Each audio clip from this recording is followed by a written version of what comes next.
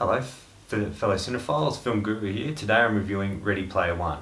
This is Spielberg's new film that came out yesterday. Stars Ty Sheridan, Olivia Cooke, Mark Rylance, Ben Mendelsohn and Simon Pegg. And it is the story Wade Watts, who was an average teenage guy living in what's called the stacks, which are a lot of caravans or condos stacked upon each other, hence the name. And it's about him struggling with everyday life. The world is an ugly place now. We've depleted all of our natural resources, and there's wars and fights over everything, and it's a very desolate and depressing sort of place. And their only escape is a visual reality game called Oasis that he's really involved in. You go into this world, create an avatar, and you can just do the things you want to do within there and explore things and escape from your day-to-day life, your depressing life. And pretty much the whole world is involved in this game. It's a massive, huge place of undertaking that you can go in.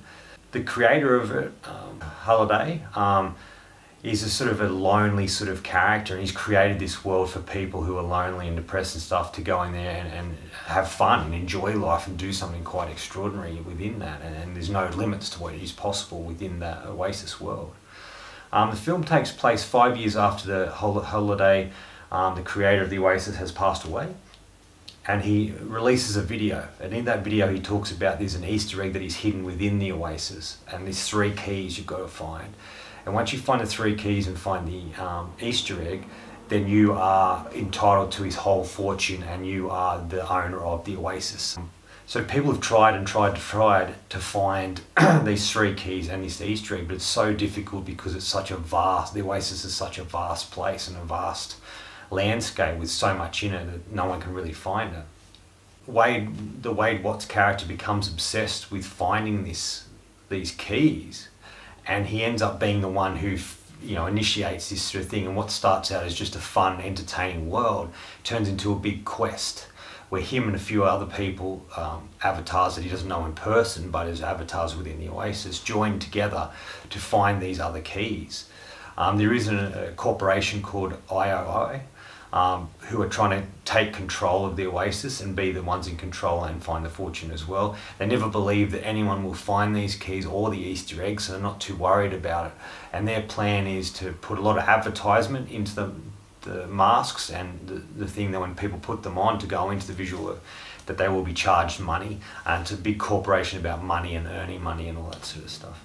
It's filled with some really fun and interesting characters. The world is extraordinary. Like, the Oasis is everything you can think of. At points during the film, I found myself staring at all the pop culture, listening to all the pop culture references, looking at all the characters from games and movies and trying to pick them out as we went along.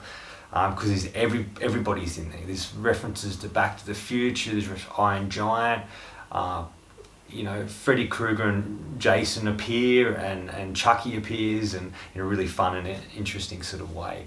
And it just looks at what, pop culture and what's involved in it. It's very set in the 80s, a lot of 80s music, which was really, really great. Everybody does a really great job. And yes, the visual effects don't look realistic, but it works because of the fact it's an Oasis, it's a virtual reality game. So of course they're not going to look perfect. And when I first saw the trailer for this, that was the thing that turned me off it a little bit, is the visual effects. But then once you understand that that's part of the Oasis, it's not so bad. Look, this is a fun film. This is Spielberg back to his roots, back to what made him a very interesting and fun director, making a fun film, going back to films like E.T.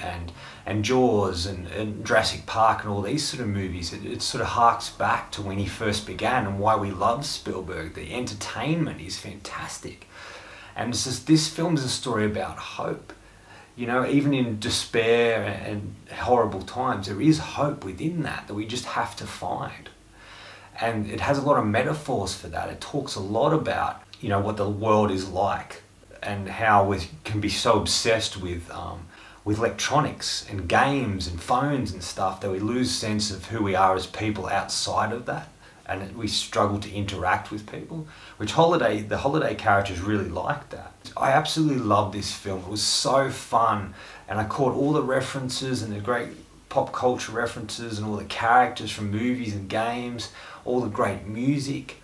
I felt it was a really important film for now, like with all the death and destruction and the violence and the wars and everything that's going on in the world.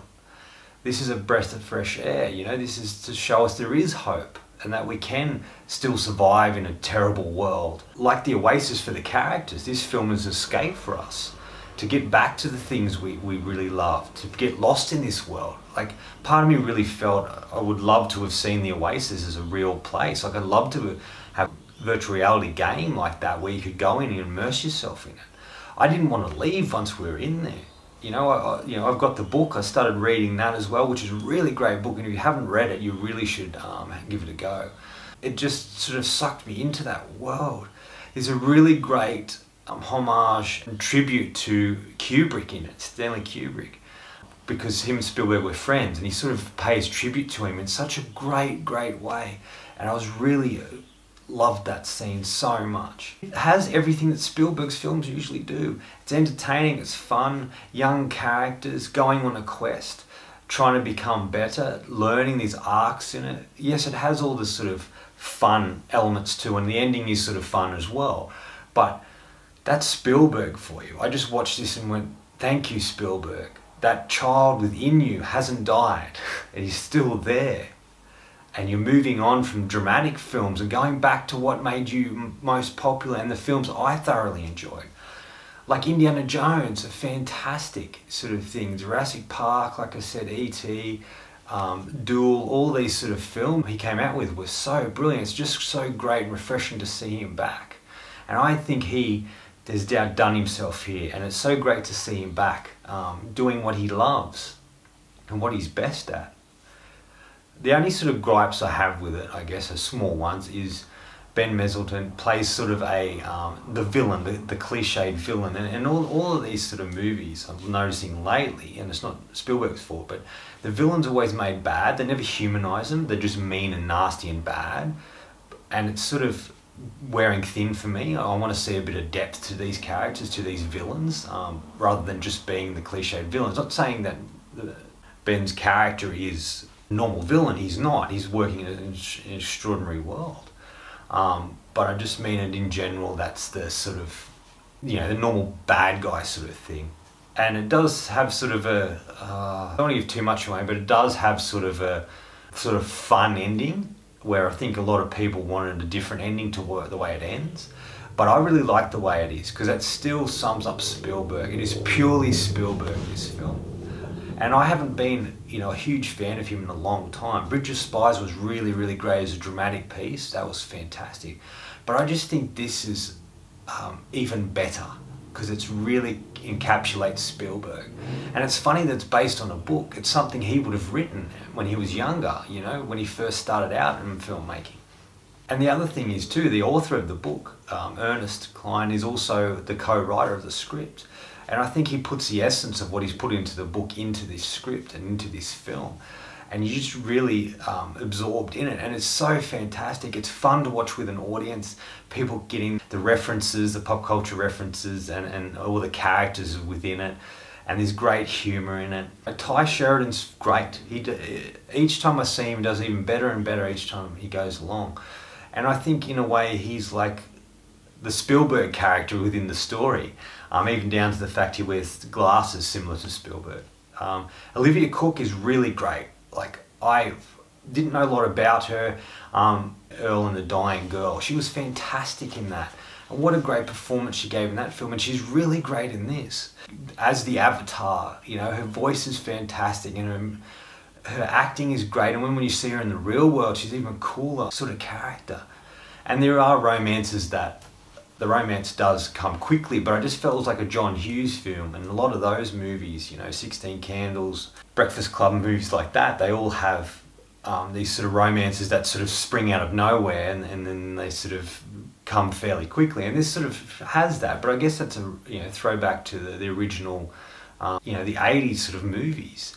And Iron Giant is in it, and Iron Giant makes an appearance, and he's so friggin' great. Like, it's great to see him. I was just so excited when I saw him come on screen.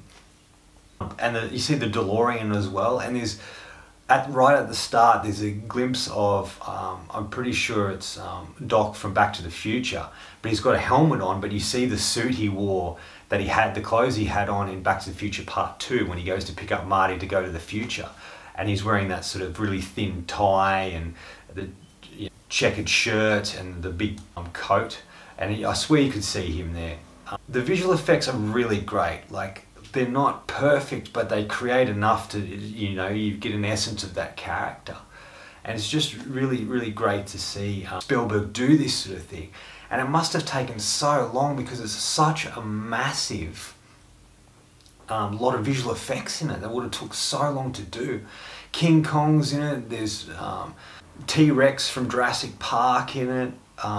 It's just like spot the movie and video game references within it. Yeah, Rylance is really great. He sort of reminds me of Moss from the IT Crowd. He's sort of awkward and has a real lot of trouble interacting with people, and he sort of closes himself off the character-wise in the story. And he's created this thing to find people that, I guess, to find this Easter egg, who want not to control things, but they want to go and have fun, giving back to the people. This is so fun, so interesting, so well done. I was sucked in it completely. So my final verdict is, if you like early Spielberg films, or like entertainment, or like being entertained and being sucked into the world, this is definitely for you. A lot of people my age and younger will get a lot of the references and really love the pop culture references, and it's worth the admission just for that. And the story is about, a quest to find something to, to become better, to make the world a better place in a way, and it's filled with hope. I'm going to give this 5 out of 5. It is one of the best films I've seen this year. This and Shape of Water. This and A Shape of Water are two of my favourite films this year so far, and they both deserve the rating. I'm giving so both worthy of 5. Anyway, that's all from me today. If you've enjoyed what you've seen here, please hit subscribe down the bottom. Otherwise, until next time, enjoy the movies.